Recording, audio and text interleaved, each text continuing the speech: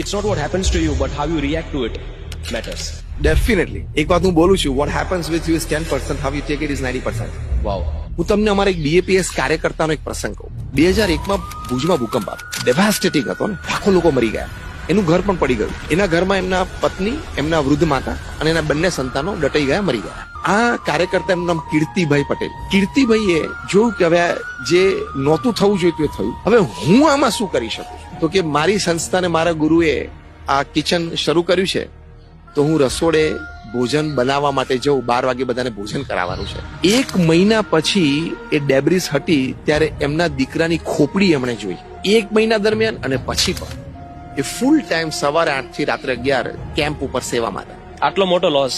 કેટલી મોટી ઘટના કહેવાય. તો આપણે જે આ વાત ચાલે છે કે તમારી સાથે જે બને છે એ એટલી મોટી વસ્તુ નથી, જે તમે એને કેવી રીતે સ્વીકારો છો અને શું રિસ્પોન્સ આપો છો. That is more important.